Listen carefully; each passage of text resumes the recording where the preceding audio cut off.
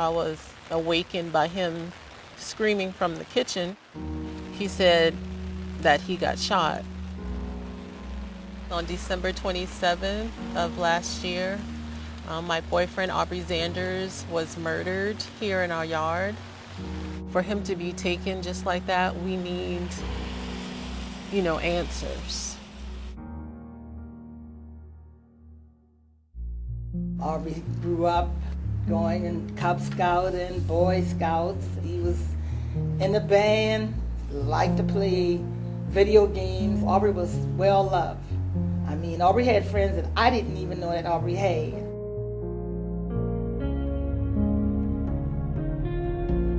Always jokester, prankster. We sibling rivalries. If I did something, he wanted to do it better. But we were real tight, very, very tight. He had such a good, generous, fun-loving spirit. In the month before he was murdered, he got his dream job. He was working at the DoubleTree Hilton Hotel in the kitchen, and he wanted to impress the chef and show them that he was very passionate about cooking. It's been a tremendous loss. We went out to dinner, and then we went for a walk downtown, and then we came home as we normally did. I went to bed, but as usual, Aubrey, he would stay up and listen to music or just hang out around the house.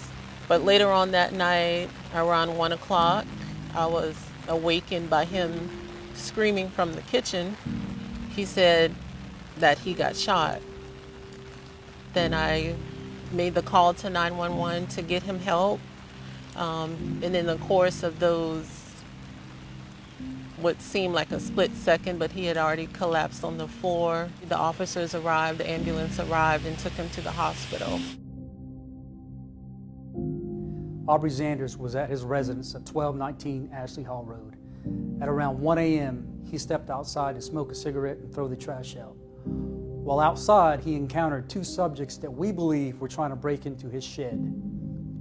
At that point, a fight breaks out, and Aubrey is shot by one of the assailants. We also learned that Aubrey was missing some of his personal property.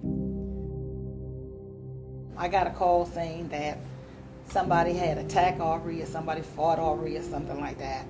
And then the next call I got, it said that he had to be taken to the trauma unit. We just couldn't believe Aubrey getting into a fight with somebody or something, because Aubrey's not going to fight. If anything, Aubrey's going to try to make peace. The first thing I'm thinking is like, okay, he don't bother nobody. Why is it trauma? I just had a gut feeling that something wasn't right. Later on that morning, we discovered that he had not made it. He passed away. So I was overcome by numbness. It's like you don't know whether to be mad or sad or, how to feel in that situation when you've lost someone. So we were very glad for the support from our families, friends, the community in general. The sheriff's office, they have counseling and support groups that I've been participating in along with his family. So that's been a great support, as we've been walking through this new life without Aubrey. Our detectives have been following up on numerous leads, but at this point we've made no arrest. We have little to go on as far as a description, but we do know that one of the subjects was a black male with dreads. We need your help. If you have any information, please give us a call. It was just hard for us from December 27th up until now, not knowing what really happened to Aubrey. I hope someone would just come forward if they were around in that vicinity. Be honest. If you know something, say something. Because at the end of the day, you can't continue to hide. Because your conscience is going to get you eventually. May not be now, maybe 2-3 years down the road, but eventually you're not going to be able to sleep knowing that you took an innocent person's life. If you do know something about Aubrey's murder, I would encourage you to come forward. Imagine if this happened to you or your family. If you had that one person in your life that you cared for unconditionally, who would do anything for you, who was generous and had a good heart, if that was taken from you suddenly, wouldn't you want that person who took that person away to have their day in court?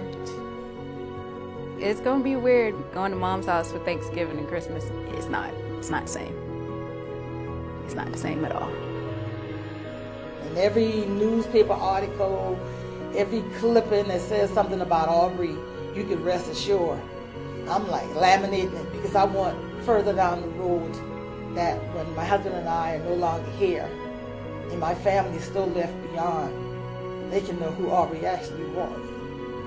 Life goes on, but we still remember Aubrey, and we have to carry him with us every day.